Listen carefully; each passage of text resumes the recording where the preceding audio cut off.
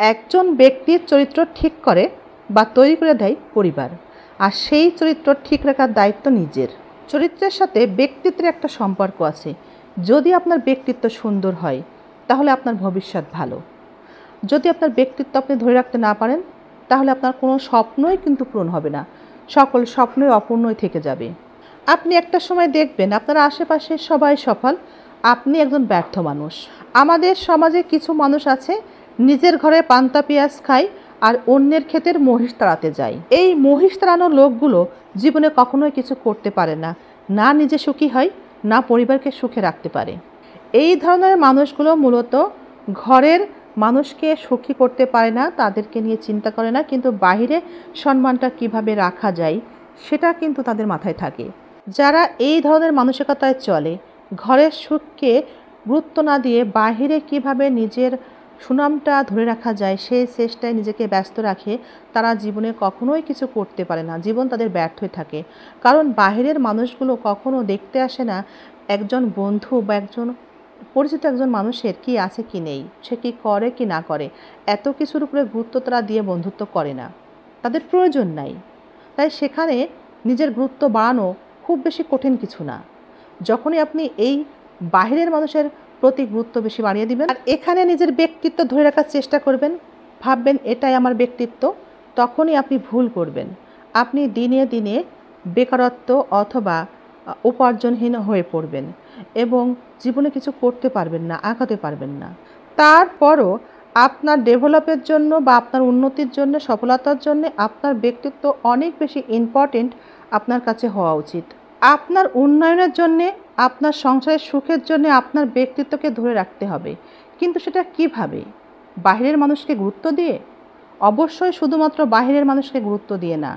প্রথম কাজ হচ্ছে আপনাকে ইসলামিক কিছু নিয়মকানুনের মধ্যে চলতে হবে। সৃষ্টিকর্তার দেওয়া আমাদের কিছু আদেশ নিষেধ আছে, সেগুলো অবশ্যই মেনে চলতে হবে। আপনি আজ যে ব্যর্থ, জীবনে কিছু করতে পারেননি অথবা সংসারে ভীষণ অভাব, এর মূলে একটাই কারণ, আপনার ব্যক্তিত্ব আসলেই ঠিক নেই। বাহিরের মানুষকে গুরুত্ব দেওয়া মানে নিজের ব্যক্তিত্ব ঠিক আছে এটা ধারণা করা কিন্তু সম্পূর্ণ ভুল। তাই নিজের উন্নয়ন বা ডেভেলপের মধ্য দিয়ে সংসারের অভাব ঠেকাতে হলে নিজের ব্যক্তিত্বকে অক্ষুণ্ণ রাখতে হবে, রাখতেই হবে।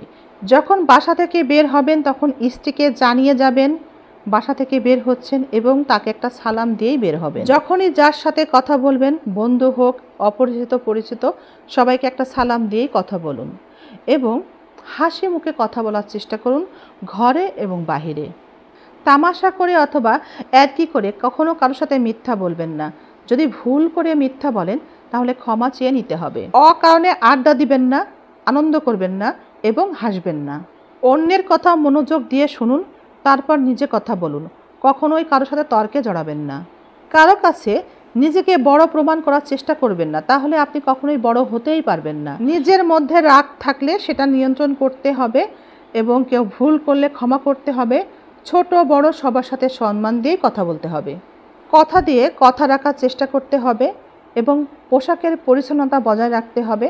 আপনার যে পোশাক আছে সেটা পরিষ্কার পরিচ্ছন্ন করে পরার চেষ্টা করবেন। আপনি অন্যের কাছ থেকে নিজে খাওয়ার অভ্যাসটা যত না করবেন, নিজে খাওয়ানোর অভ্যাসটা তৈরি করুন। পারলে খাওয়াবেন, কিন্তু জোর করে কারো কাছ থেকে খাবেন না। সামনে যদি কোনোভাবে খাবার চলেও আসে তবে সবার আগে অন্যকে দিন। মুখ এবং শরীর গন্ধমুক্ত রাখুন। ব্যবহারে নম্রতা বজায় রাখুন। আর এই পয়েন্টটি সব থেকে বেশি গুরুত্বপূর্ণ, সেটি হচ্ছে নিজের চরিত্রকে সুন্দর রাখার চেষ্টা করুন। যখন আপনি এভাবে নিজের ব্যক্তিত্বের প্রতি সচেতন হবেন তখন নিজের সফলতা এবং সংসারের সুখ ধরে রাখতে ব্যর্থ হবেন না।